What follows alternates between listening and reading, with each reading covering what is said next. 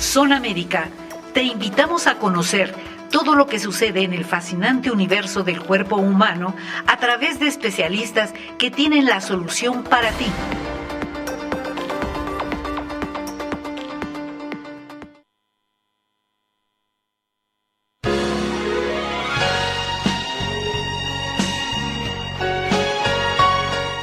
Buenas tardes, le damos la bienvenida a otro programa más de en la opinión de un médico Nikkei. El día de hoy no contamos con la presencia del doctor José Luis Akaki Blancas, quien es el titular de este programa, y él trabaja en el Hospital Metropolitano, Ángeles Metropolitano, y me ha solicitado que el día de hoy les hable sobre tos crónica en niños. Yo soy Guillermo Wakida Kusunoki, soy médico alergólogo e inmunólogo pediatra. Igualmente trabajo en Hospital Ángeles, pero del Pedregal. Tenemos pues un buen tiempo para hablar sobre este tema que es tan importante, porque la tos es el síntoma más frecuente de las vías respiratorias cuando los niños acuden a una consulta con el médico general o con el pediatra. Para iniciar, pues tendríamos que hablar un poco sobre la tos, y para muchas mamás este síntoma constituye algo o refleja algo que anda mal en las vías respiratorias. Sin embargo, a nosotros como médicos nos habla de que el sistema respiratorio está protegiéndose o está ayudando a expulsar las secreciones que tiene que expulsar, y que de otra manera, si se quedan acumuladas en las vías respiratorias, ocasionarían que estas mismas se estancarían y producirían un taponamiento y sobre todo una facilitación para adquirir infecciones, de las infecciones que luego se complican y dan lugar a las bronconeumonías o a las neumonías de tipo viral o bacteriano. Entonces, de tal manera, la tos es un reflejo de las vías respiratorias para expulsar las secreciones, y que requiere para esto, pues claro, que el sistema nervioso y las terminaciones a nivel de las vías respiratorias estén intactas, y sobre todo que haya una buena fluidificación de la secreción. ¿Qué significa esto? Pues significa que el paciente o el niño debe de estar bien hidratado para que tenga suficiente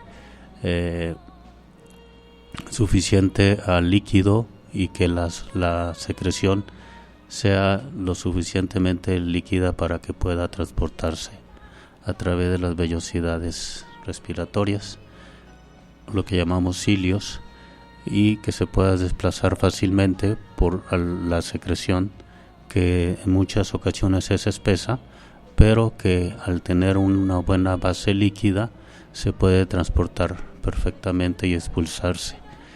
Entonces, sabiendo esta situación de que la tos pues es un reflejo, y que además es un reflejo que ayuda al organismo a expulsar las secreciones, pues sí se angustia la mamá, sobre todo en la noche, porque en la noche se acumulan malas secreciones y los niños pues en el día se las tragan, ¿no? O sea, a muchas ocasiones no tosen, andan corriendo, y la secreción que viene de la parte superior de las vías respiratorias se logran pues deglutir, y por lo tanto pues persisten ciertos síntomas como la sensación de que el niño no come porque tiene plenitud en la vía digestiva, y eso evita que tenga el mismo apetito que anteriormente. Y otro síntoma que acompaña también a la tos. En los niños que tienen muchas secreciones, pues también es la diarrea, y también confunde, ¿no? La mamá piensa que tiene una infección diarreica y no es tanto esto, sino que el niño deglute las secreciones y esto produce pues un movimiento intestinal más incrementado, y por lo tanto se traduce en evacuaciones más líquidas. Entrando en el tema de tos crónica infantil, pues el tiempo es muy importante aquí. Si la tos dura 2 días o 3 o 5, como en el caso de las infecciones virales, pues no hay tanto problema, pero si persiste después de 4 semanas, pues se vuelve una tos que a la mamá les preocupa, a los padres les preocupa mucho, porque pues no cede con todos los jarabitos, con todos los tecitos, y vaya que si hay tecitos aquí en nuestro país de todo tipo, ¿no? Y entonces la abuelita recomienda algo, el abuelito recomienda otra cosa, van con el vecino y recomiendan otro tecito, y así se la llevan, ¿no? Pues ahora póngale esa pomada en el pecho, y ahora sí, o sea, son muchísimas recetas caseras que le dan para la tos, y pues los papás se desesperan porque pues nada se los quita, ¿no? Entonces es cuando acuden con el médico, y bueno, si se acompaña de fiebre, pues ya hay un dato que habla que algo anda mal, ¿no? La mayoría de las causas de la tos, pues en los niños va a depender de la edad que tengan. Por ejemplo, en un bebé pequeño que tenga tos, pues sí es un dato de alarma, porque tendríamos que investigar exactamente qué es lo que está sucediendo. Y ahí existen muchas causas, pero vamos a suponer que es un niño que tose más en la noche, que le da llanto en la noche, y que además llega a vomitar, y los papás pues no duermen toda la noche. Es relativamente frecuente esto, y una causa no es la más frecuente, pero sí, como les dije, la más frecuente es que tengan una infección viral. Pero de las causas que uno tiene que descartar dentro del primer año de vida es el reflujo, del que ya hablamos en alguna ocasión, y esto se debe a que el líquido estomacal se regresa, y bueno, es ácido, y quema las vías digestivas, el esófago, y le produce llanto al bebé, ¿no? Entonces, por eso se recomienda que se duerman con un ángulo de 30 grados para evitar este reflujo en lo posible, y además se le tienen que dar algunos otros medicamentos, pero lo más importante es detectar qué es lo que ocasiona este reflujo, y por lo tanto la tos. Entonces, al quitar y resolver el reflujo, la tos cede. Entonces, aquí en la tos no es tan solo darle lo que llamamos antitusígenos, o sea, medicamentos que quitan el reflejo de la tos, porque eso no es lo más recomendable. Como les comenté al principio, pues sí se le quita la tos, pero producimos un daño que se llaman las películas colateral, porque estamos produciendo que la secreción se acumule y por lo tanto se pueda infectar. Entonces, aquí lo importante en los niños, sobre todo en los niños menores de 1 año que están con tos, es buscar la causa.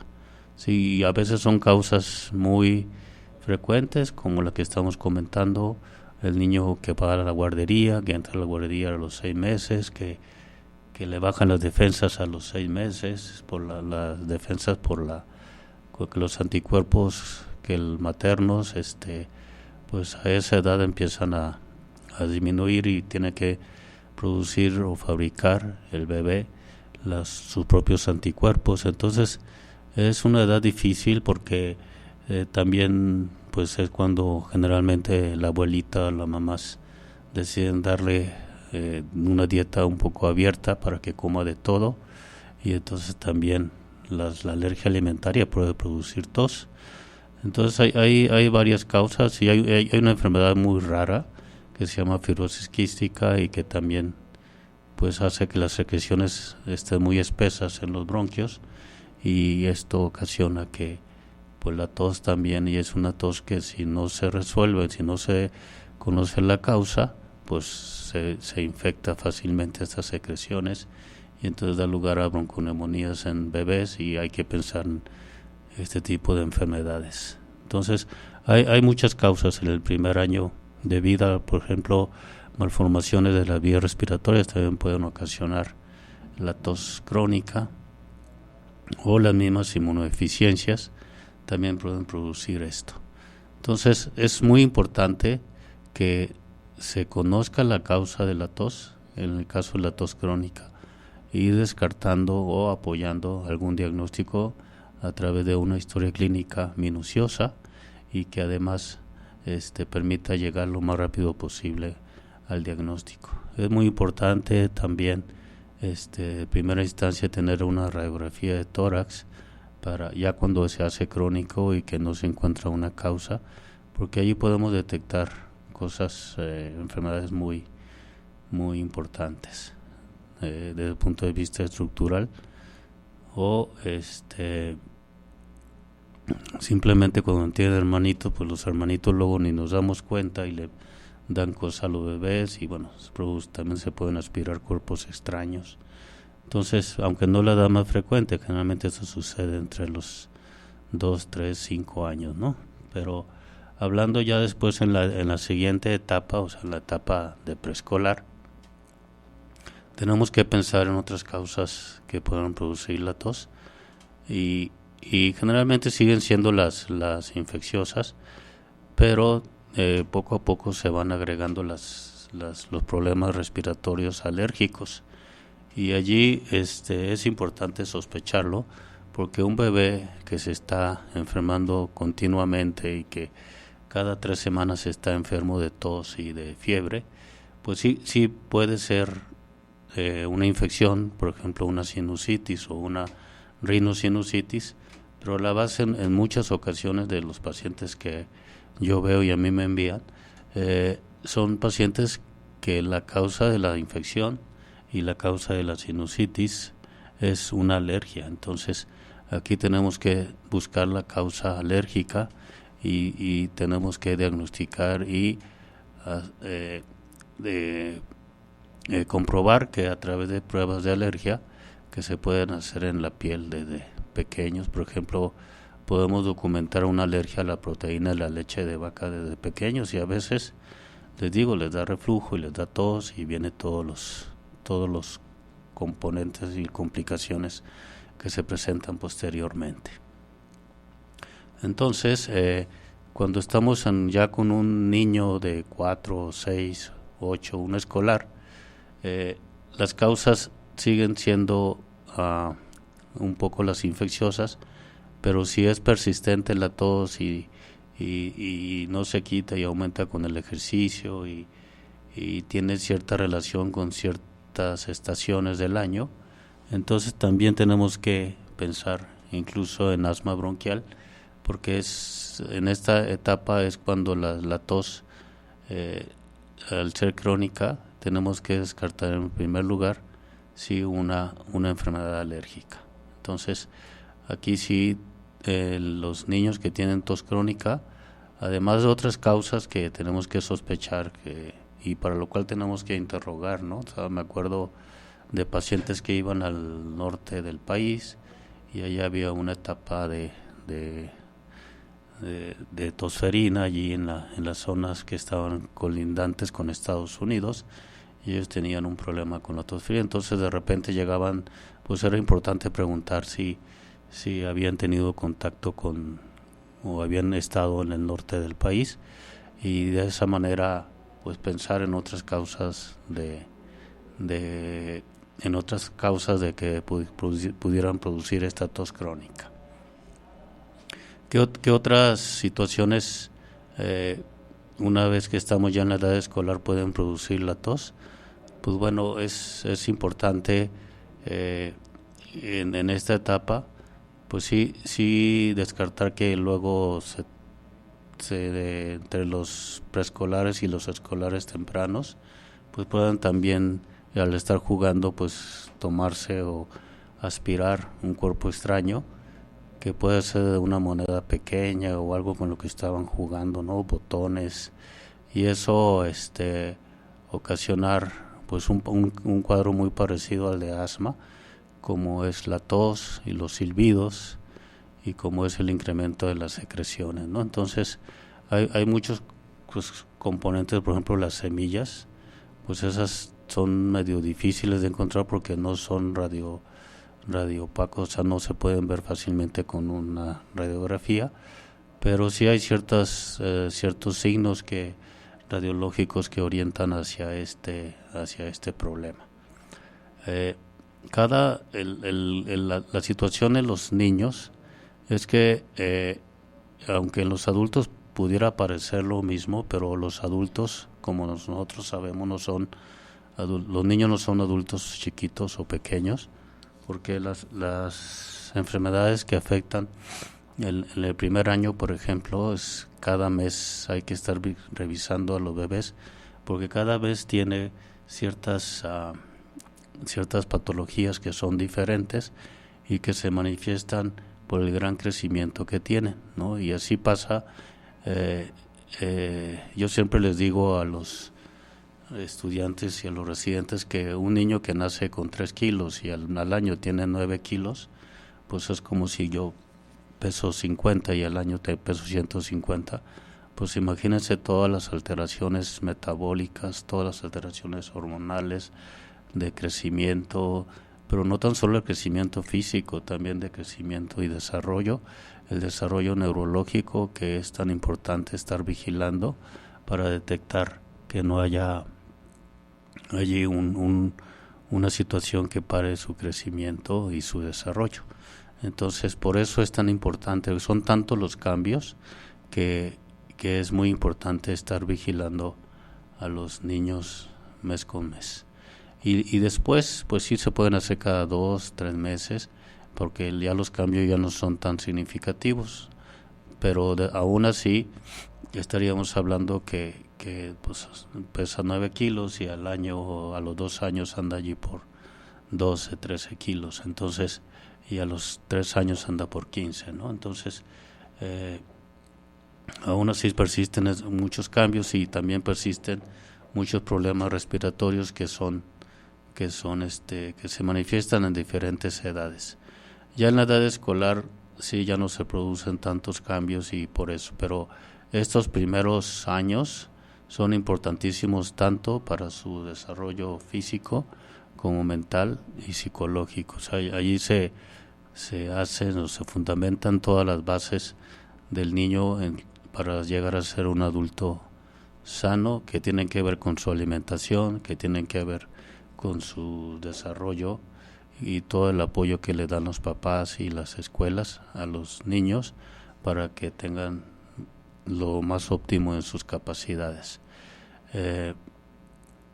Es como todo, yo siempre les comento a los papás que tienen que tener 4 puntos importantísimos. Lo primero son los valores, las actitudes, todo eso que se aprende durante esta etapa. Bueno, toda la vida, pero más en esta etapa es importantísima. La otra es el juego. Los niños tienen que jugar, pero no Nintendo y esas cosas. O sea, tienen que saber jugar en conjunto con el otro punto que es el contacto con la naturaleza. Entonces, este punto es importantísimo porque cada vez pues los niños aprenden muchas cosas en la escuela y cada vez los niños es bien importante y los jóvenes están más conscientes que nosotros los adultos del cuidado que tenemos que tener con la naturaleza, de no dañarla, de no acabar con muchas cosas como el agua, que va a ser fundamental para los próximos años.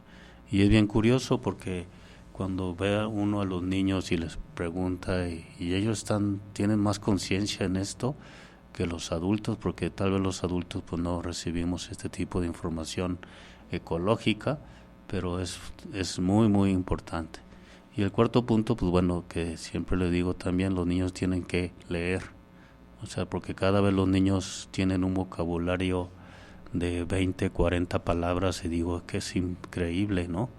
Entonces eso se debe a que ya no leen los niños son más visuales. Entiendo yo que nos llevan mucha ventaja en toda la parte tecnológica, pero es fundamental, y la prueba está en que todas esas personas que están creando las cosas tecnológicas, pues incluyendo en Japón, pues no propicia ese tipo de cosas, ¿no? Propicia más la lectura, propicia más el juego, propicia más el desarrollo mental a través de cosas más positivas.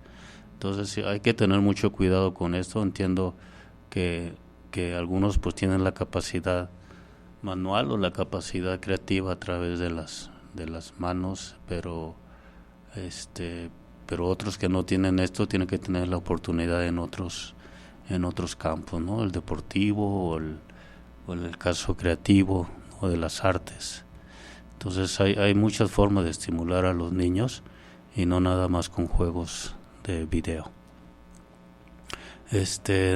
Retomando la cuestión de la tos, es importantísimo que ya que tengamos una aproximación clínica y por la edad y por los síntomas que está presentando agregados además de la tos, podemos los médicos llegar a una posibilidad diagnóstica y la tenemos que apoyar con otros estudios, claro. O sea, de repente pues sí, en la radiografía vamos a ver algo sospechoso, o a veces, como en el caso del COVID, pues tenemos que tomar incluso una tomografía porque persiste con la tos y tenemos que revisar bien si no hay alguna otro tipo de alteración que una radiografía de tórax no logra percibirse por la claridad del estudio de la tomografía, ¿no?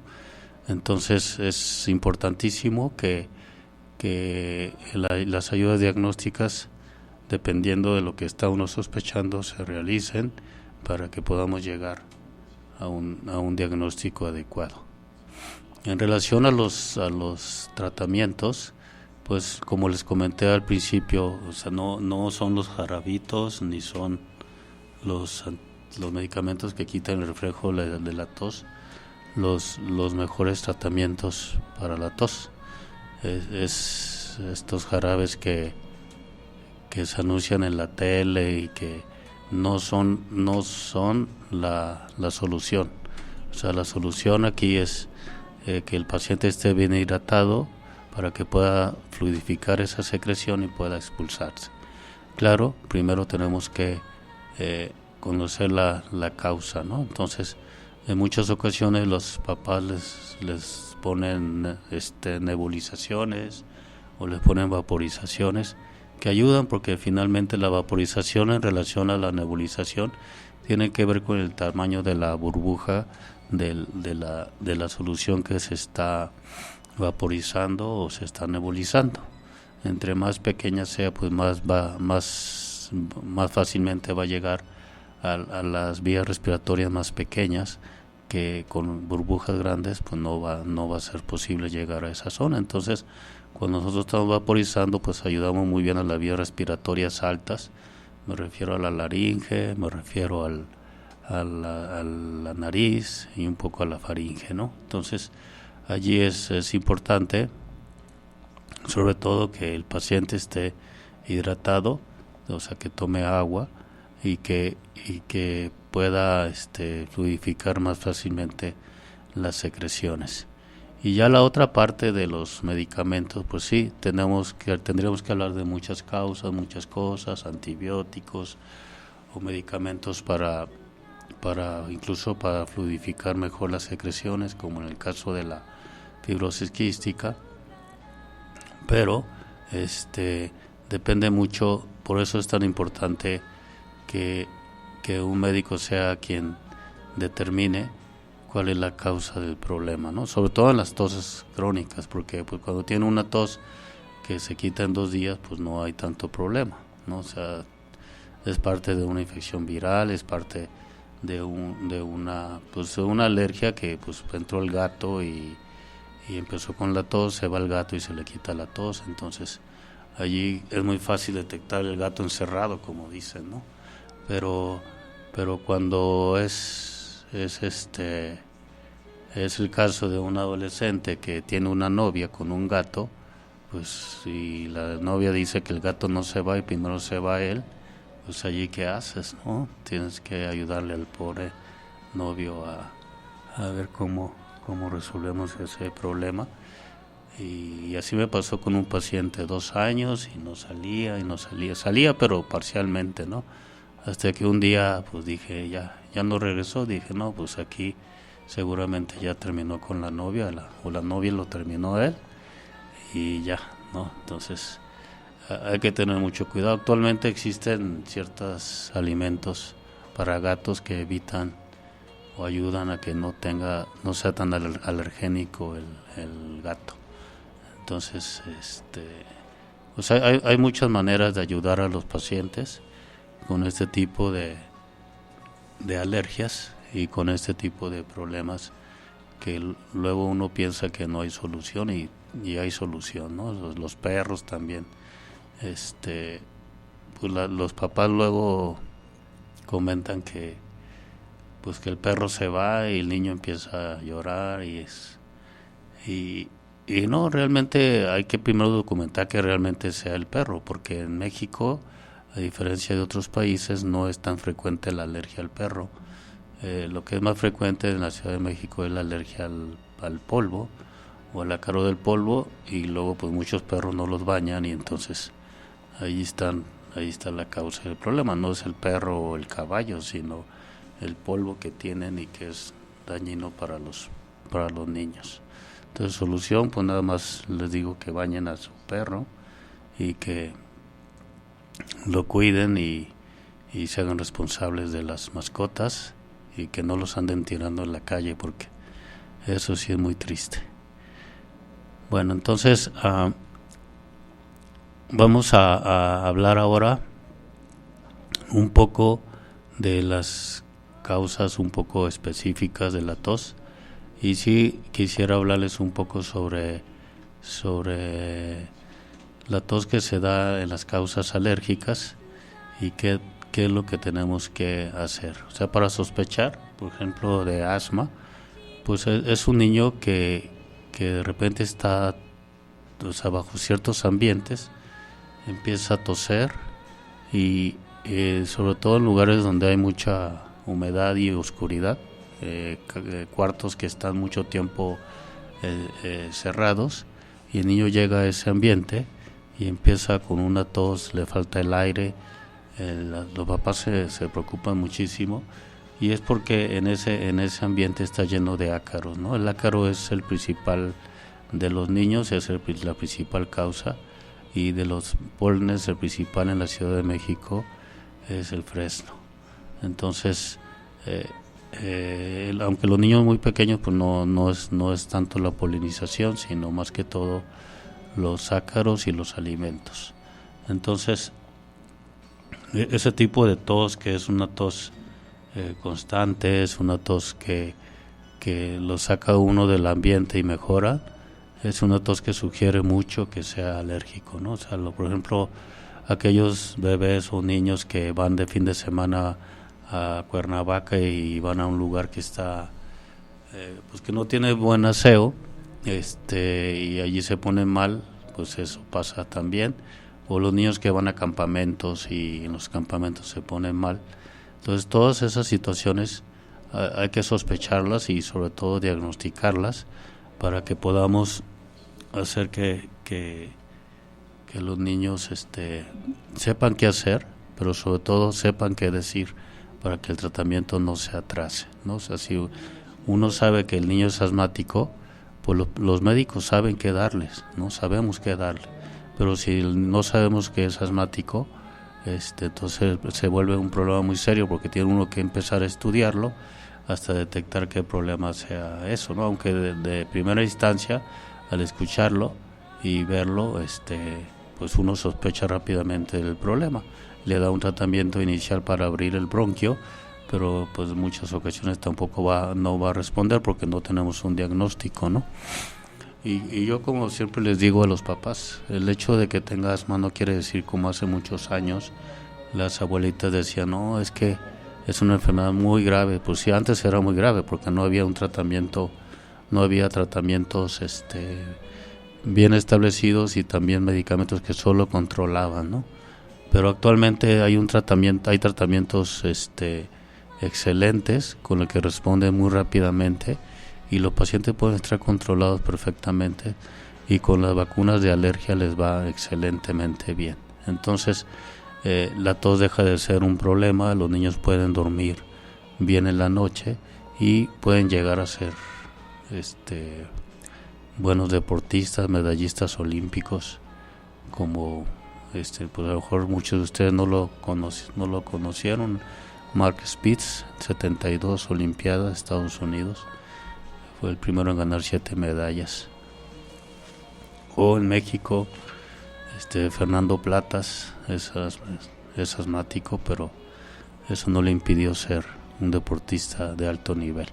Entonces hay muchos asmáticos que son ejemplos deportistas, ejemplos de estudiantes, ejemplos de muchos aspectos, ¿no? Entonces no es un impedimento para desarrollar plenamente sus capacidades y su vida de forma plena. Entonces es por eso el hecho de que les digamos a los papás que además de todo esto, yo siempre les digo, porque tienen cierta personalidad los alérgicos, que ellos tienen que ayudarles a manejar las emociones, ayudarles a tener inteligencia emocional. Y la otra parte, de la parte cognitiva, estos niños alérgicos son súper receptivos y súper inteligentes, y no van a tener ningún problema en ese aspecto. Pero el aspecto emocional, como sucede aunque no tengan esta enfermedad, es importante que los papás nos involucremos cada vez más en esta parte, ¿no? De mejorar su autoestima, de mejorar todo el aspecto de ayuda en todo esto, claro, sin hacerlos soberbios ni de este tipo de niños que ahora son poco tolerantes y poco tolerantes a la frustración, sobre todo, que lo vemos mucho ahora en los estudiantes. Yo que trabajo en la UNAM, pues sí lo vemos muy continuamente, pero pues son muchas circunstancias, ¿no? O sea, es un cambio total a la época que nos tocó vivir, pero tienen muchas cosas muy favorables que los hacen crecer más rápidamente, y también de crecer tanto en el aspecto emocional y el aspecto cognitivo, pero donde creo que hay una falla y en la parte espiritual que tenemos que trabajar mucho en esta parte, que tiene que ver pues con muchos aspectos. Esta parte es como hablar de como pediatra y como médico de muchas situaciones que tenemos que mejorar en los niños, como papás, como médicos, como maestros, porque los maestros también tienen un papel fundamental en todo esto, pero es la familia donde se crean todos estos valores y todos estos cambios que queremos para nuestras nuevas generaciones.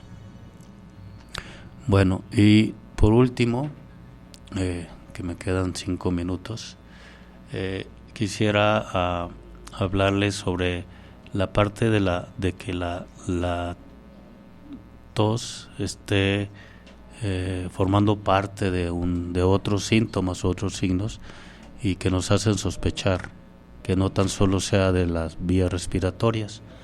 No, hay toses, hay causas de tos que pueden ser psicógenas, que pueden ser causadas por el estrés, y que no, pues uno le está busque y no le encuentra hasta que encuentra la causa psicógena, ¿no? Otras causas que pueden dar, por ejemplo, como síntoma agregado, es los síntomas, como les dije al principio, los síntomas intestinales, que producen una situación en la que en la que es tanto, por ejemplo, un dolor que luego empiezan a toser, y el dolor abdominal puede producir esa confusión que no le evita a uno encontrar el sitio primario del problema, ¿no? O sea, yo recuerdo algunos niños que llegaban con dolor abdominal y luego se expresaba con tos después. Decía yo, pues, ¿esto qué es? Entonces resultó que era una alergia alimentaria, que después ya sí era causado dolor abdominal y luego terminaba con la tos.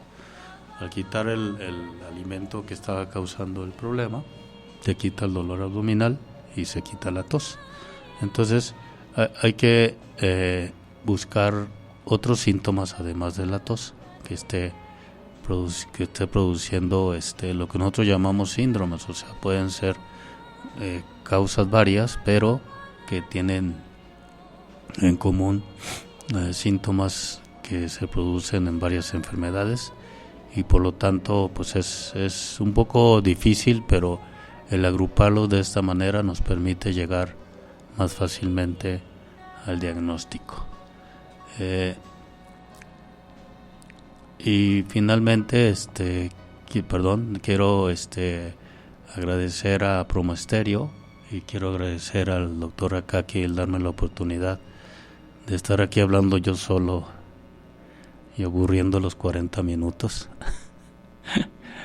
Pero de verdad ha sido un placer estar aquí hablando, y yo sé que el compartir no tan solo cuestiones de medicina, sino cuestiones a veces del diario vivir, les de mucha utilidad a los papás, de mucha utilidad a los profesores, porque compartir este tipo de cosas pues no vienen en los libros, vienen en la experiencia de estar en esto ya cerca de 35 años, trabajando y viendo niños y viendo pacientes con alergias.